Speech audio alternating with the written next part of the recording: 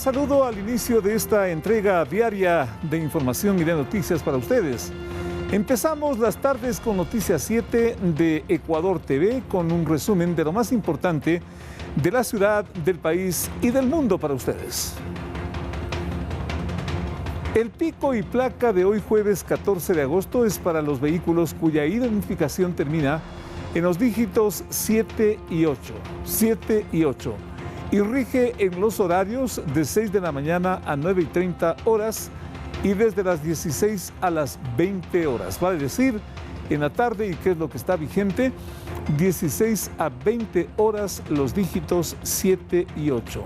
Siempre es necesario reiterar para el conocimiento de todos quienes circulan en la ciudad capital, donde está rigiendo esta disposición para una mejor circulación de quienes utilizan las calles de la ciudad capital.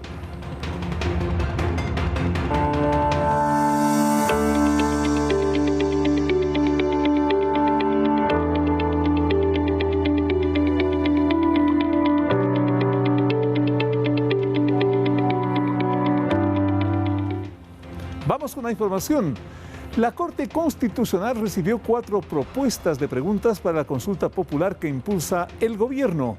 Estos temas planteados serán tramitados como enmiendas constitucionales. Veamos. El presidente Daniel Noboa envió a la Corte Constitucional las primeras 4 preguntas de consulta popular para su control previo. Esa institución tendrá que pronunciarse si las propuestas cumplen la vía planteada como enmiendas a la Constitución. La primera se refiere a permitir la contratación laboral por horas en el sector turístico, siempre y cuando sea la primera relación laboral y se garanticen sus derechos. En los anexos se prohíbe la precarización y la tercerización laboral. El sector turístico genera un aproximado de 500,000 de plazas de empleo al año y según el exministro del Trabajo, Patricio Donoso, la medida sería positiva. Cruzan el Darién y van a Estados Unidos a trabajar por horas. En todo el mundo se trabaja por horas, menos en 5 países en el mundo, uno de ellos el Ecuador.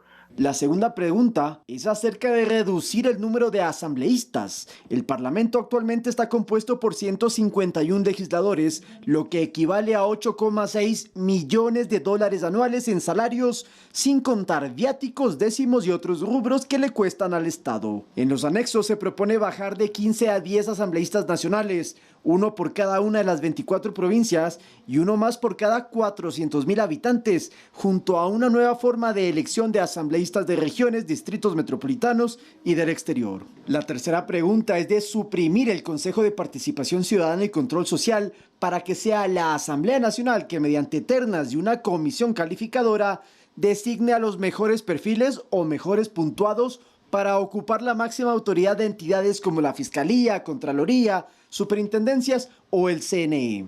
Esto dado a las críticas que ha recibido en estos años el Consejo de Participación Ciudadana. El CPCS hace rato es una institución fallida, ¿no? La figura institucional empieza a fallar, empieza a tener intereses políticos, bueno, que siempre lo ha tenido. La última pregunta que llegó a la Corte trata sobre permitir que los 9 jueces que la integran sean sometidos a juicio político por parte del Parlamento.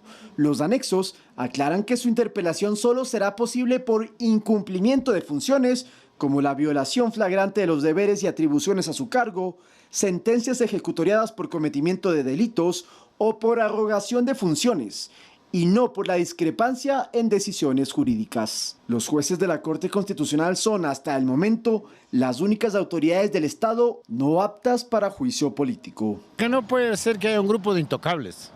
O sea, hasta el propio presidente puede ser evaluado. El planteamiento de estas 4 preguntas y los fundamentos de su vialidad y constitucionalidad serán analizados por la Corte. Eso mientras desde el Ejecutivo preparan otras 3 preguntas para un total de 7 que esperan lleguen a las urnas a mediados de diciembre. Lautaro Andrade Castro, Noticias 7.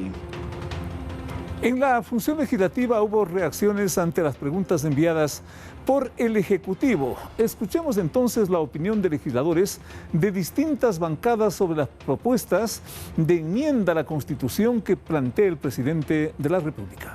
En la mayoría de las preguntas que hoy ha enviado el presidente de la República a la Corte, con los anexos correspondientes, ya ponen las cosas más claras para poder discutirlas. Estaremos de acuerdo en la mayoría. Hemos visto las 4 primeras preguntas, entiendo que van a llegar más y le invito al gobierno que aproveche. Si vamos a hacer el gasto, si vamos a invertir o gastar estos recursos llamándole a la gente, es tiempo de proponer más preguntas. Ojalá sean 10, 15 o 20 preguntas de una vez. Para nosotros, al final del día, no es un tema que va a trascender para mejorar la difícil situación que vive el país. El gobierno y la legislatura solicitaron a la Corte Constitucional diferir la audiencia del próximo 18 de agosto para tratar las demandas de inconstitucionalidad contra la Ley de Integridad Pública. Se alega que la Corte no está otorgando el tiempo necesario para preparar la respectiva defensa. Para este 18 de agosto está convocada la audiencia en la Corte Constitucional, donde se revisarán las demandas contra la Ley de Integridad Pública. Sin embargo, el Ejecutivo solicitó diferirla. El pedido fue ingresado por Stalin Andino, secretario jurídico de la Presidencia. Según el escrito, se solicita postergar la audiencia al menos 15 días para defender las normativas impugnadas. La presidencia fue notificada el pasado 8 de agosto, es decir, hace 7 días, pero según la Ley de Garantías Jurisdiccionales, este plazo debe ser de 15 días. Este mismo reclamo lo hace el Poder Legislativo, que también solicitó diferir la diligencia y a su vez acusa a la Corte de reducir los plazos para ejercer una defensa apropiada. Según la Asamblea, la Corte redujo este tiempo de 15 a 7 días, lo que consideran insuficiente, mientras que en otros casos se concedieron tan solo 3 días. Aseguran que esto afecta la posibilidad de presentar una respuesta a la altura de la exigencia técnica que el caso amerita. Recordemos que la Corte Constitucional suspendió temporalmente varios artículos de 3 cuerpos normativos hasta revisar las demandas. Estos artículos, en el caso de la Ley de Integridad Pública, se refería a que las cooperativas deben convertirse en bancos. Sin embargo, otros 16 artículos de la Ley de Solidaridad Nacional e Inteligencia también fueron suprimidos. Esto motivó a una marcha encabezada por el presidente Daniel Noboa para rechazar la decisión de los magistrados, pues dicen, esto les resta de herramientas para combatir al crimen organizado y dar más seguridad a la ciudadanía. Edison Saavedra, Noticias 7.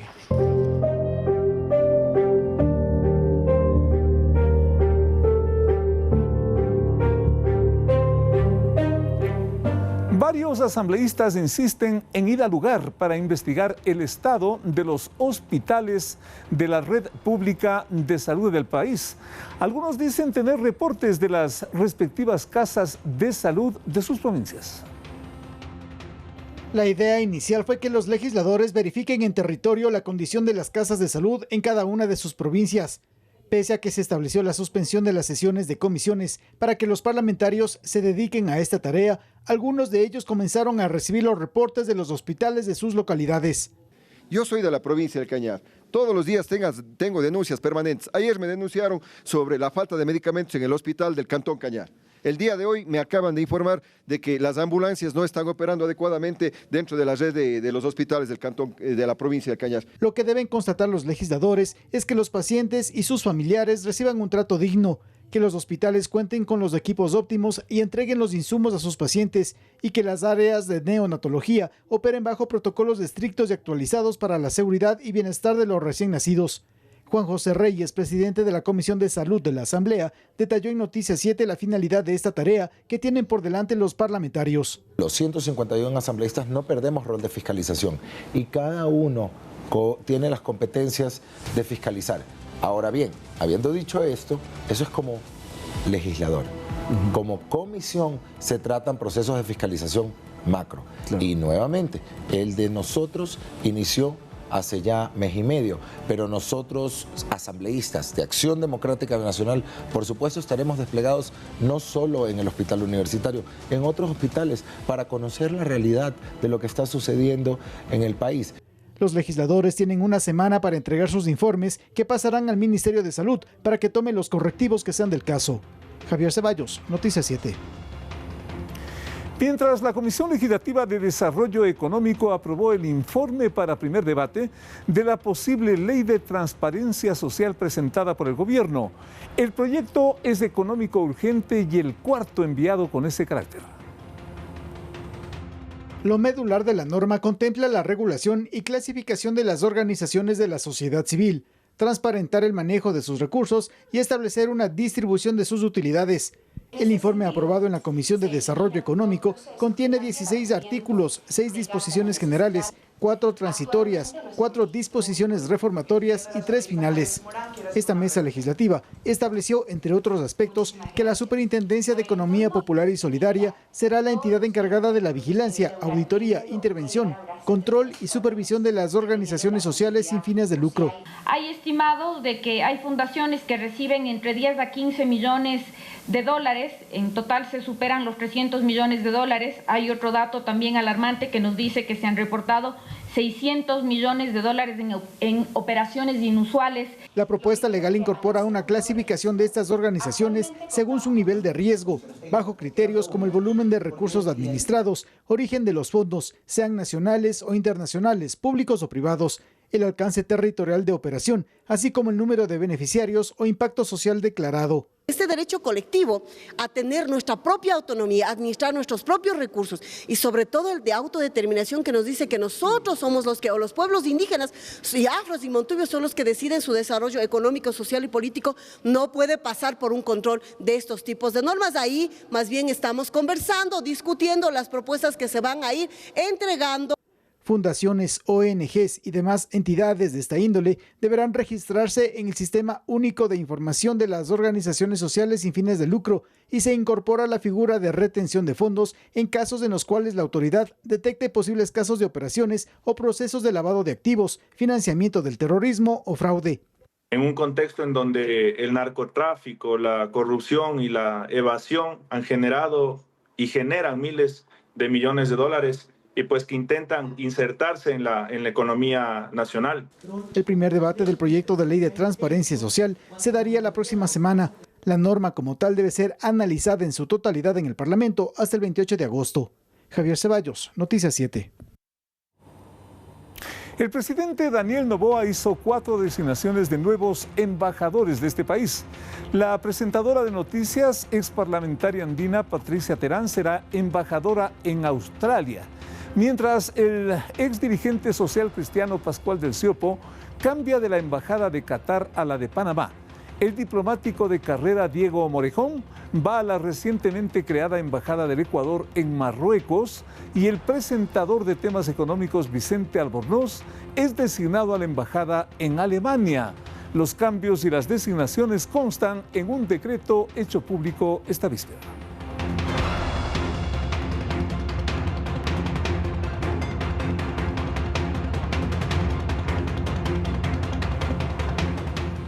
Estas son las tardes con Noticias 7 de Ecuador TV. Gracias por sintonizarnos. Una pequeña pausa. Volvemos con más.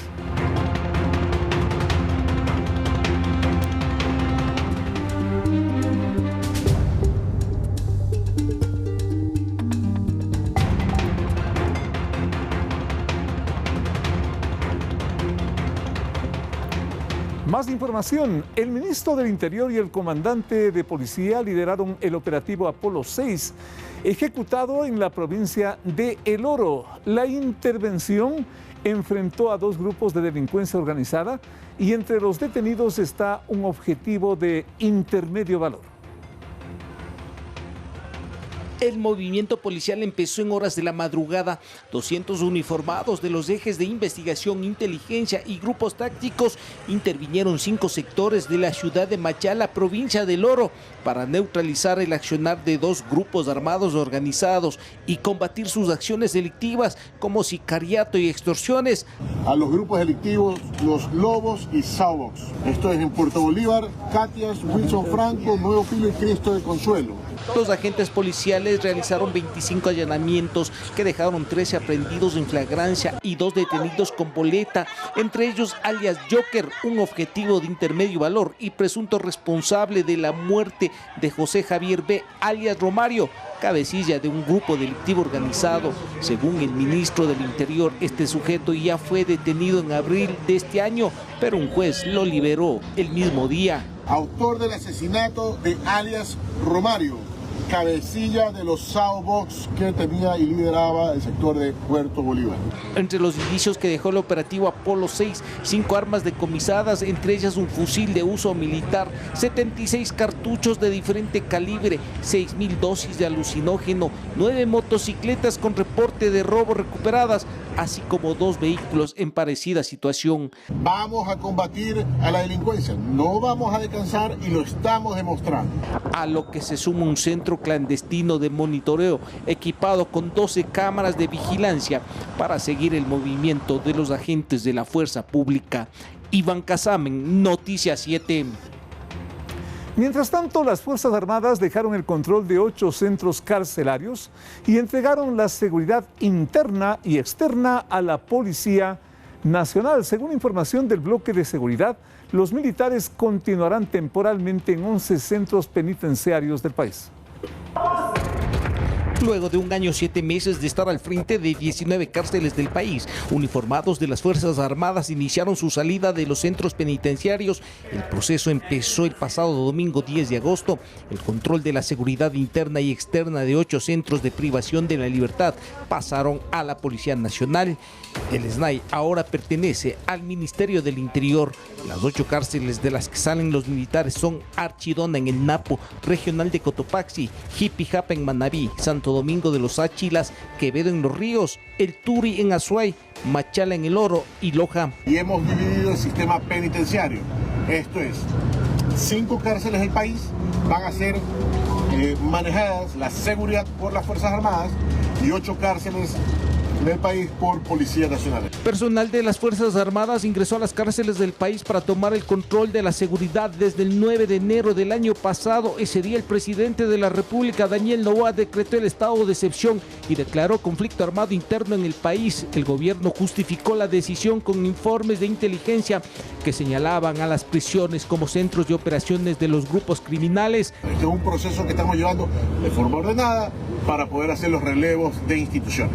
El ministro del Interior, John Reinberg, habló que se está analizando la construcción de 2 nuevos centros penitenciarios, así como de la inauguración de la cárcel El Encuentro, y que seguirán con el traslado de internos. Hasta que en los próximos meses tengamos ya la cárcel del Encuentro, cárcel importante que va a ser que es de máxima seguridad, donde los delincuentes más peligrosos van a ir para allá. Mientras tanto, los militares continuarán en 11 de los 36 centros penitenciarios del país. Iván Casamen, Noticias 7. El Consejo de la Judicatura inició acciones disciplinarias contra un secretario de la Unidad Judicial de Guayaquil que supuestamente se negó a formalizar la detención de una persona arrestada por la Policía Nacional. En el video difundido en redes se escucha al funcionario decir que para cumplir con ese trámite se demora media hora y su turno ya estaba por terminar, aunque según su horario que se indica en el mismo video, aún estaba en funciones. El funcionario será trasladado a otra dependencia judicial y una vez concluido el proceso disciplinario se determinará la respectiva sanción.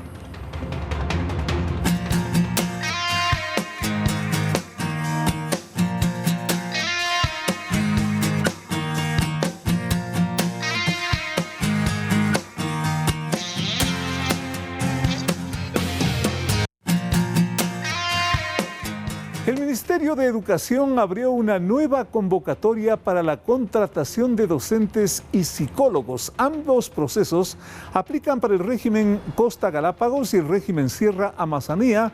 A continuación les contamos las fechas claves para postular en la plataforma Educa Empleo. Las inscripciones estarán habilitadas desde este sábado 16 hasta el lunes 18 de agosto de 2025 en la plataforma web Educa Empleo del Ministerio de Educación. Son 2.300 plazas para el ingreso de nuevos docentes con el objetivo de cerrar brechas en el acceso a profesionales y para cubrir vacantes de renuncias, desistimientos y fallecimientos. Asimismo, la cartera de Estado incorporará a 500 psicólogos para los departamentos de Consejería Estudiantil DC. Lo cual hace que nuestros DCs o departamentos de Consejería Estudiantil se fortalezcan y lo podemos notar como padres, docentes, como ciudadanos. Post pandemia, sí hay una fragilidad aún mayor en temas de todo lo que es estabilidad psicológica. Manifestó la ministra de Educación Alegría Crespo. Las postulaciones para los profesionales en psicología estarán abiertas del 19 al 21 de agosto de 2025. Ambos procesos estarán disponibles en la página web institucional y aplica tanto para el régimen Costa Galápagos como para el régimen Sierra Amazonía. Por otro lado, Crespo indicó que 672 docentes han sido cambiados a planteles educativos cercanos a sus lugares de residencia a través del proceso de sectorización. Esto también marca un inicio importante en el régimen Sierra Amazonía, pues tenemos docentes más tranquilos y junto a sus seres queridos. Son acciones que forman parte de una política integral de valorización de la carrera docente, cuya inversión es de $12 millones, agregó la ministra de Educación. Anaís Estrada, Noticias 7.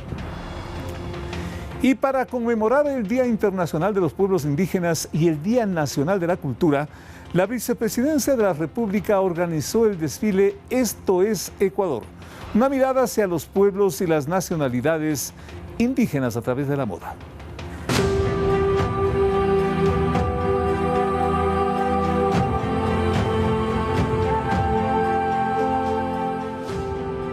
Colores vibrantes, tejidos delicadamente bordados, mucha creatividad, pero sobre todo talento. Es lo que se pudo ver a través de cada detalle en el desfile Esto es de Ecuador, en conmemoración al Día Internacional de los Pueblos Indígenas y el Día Nacional de la Cultura. El evento se llevó a cabo en el Museo Nacional en la Casa de la Cultura Ecuatoriana, organizado por la Vicepresidencia de la República. María José Pinto, vicepresidenta del Ecuador, resaltó la importancia de poder conmemorar estos días tan importantes y cómo no hacerlo a través de la moda. Está en las historias que nos cuentan nuestros abuelos, está en el campo, está en la justicia, está en un montón de cosas y es justamente lo que estamos tratando de llevar.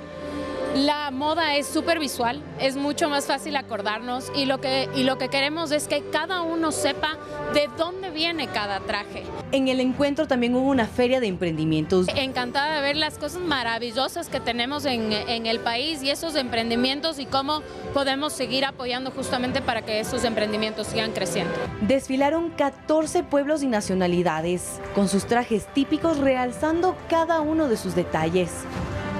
Pero además hubo una exposición de diseñadores contemporáneos. Después de tantos años la gente pueda verlo y poder poner las prendas en el lugar donde siempre yo lo ponía como concepto, como idea, como filosofía, que era rescatar la cultura, y ahora estar en la Casa de la Cultura es realmente un honor gigante.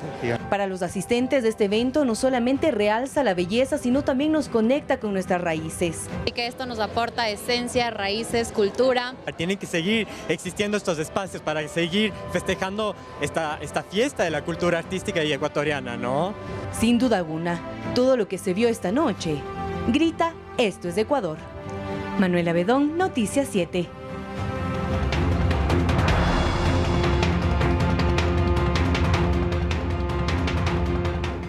Las noticias del mundo. Estados Unidos movilizó un despliegue de fuerzas navales y aéreas en el sur del Mar Caribe con el objetivo de capturar a los carteles del narcotráfico. La noticia la confirmó Marco Rubio, secretario de Estado de Estados Unidos. Uno de los objetivos militares es el cartel de los Soles, quienes según las autoridades norteamericanas es liderado por Nicolás Maduro, Diosdado Cabello y otras altas autoridades del régimen venezolano. Hay grupos designados como narcoterroristas que operan en la región. Algunos de ellos utilizan el espacio aéreo internacional y las aguas internacionales para trasladar veneno a los Estados Unidos. Y esos grupos serán confrontados. El presidente ha dejado claro eso desde el momento en que asumió funciones. El Cartel de los Soles es una organización criminal que pretende hacerse pasar por un gobierno. No es un gobierno legítimo. Nunca lo hemos reconocido como tal. El presidente ha sido muy firme. Cualquier cosa que sea una amenaza para la seguridad nacional de Estados Unidos, él la va a confrontar. En otro orden, los incendios forestales arrasan el sur de Europa, con Portugal, España, Grecia e Italia gravemente afectados. En Portugal, más de 2.000 bomberos combaten las llamas en Trancoso y Arganil, mientras miles de personas han sido evacuadas. Al menos 3 muertos se registran en España y Albania. La Comisión Europea moviliza ayuda para los países afectados, mientras las olas de calor se intensifican y estremecen con su fuerza.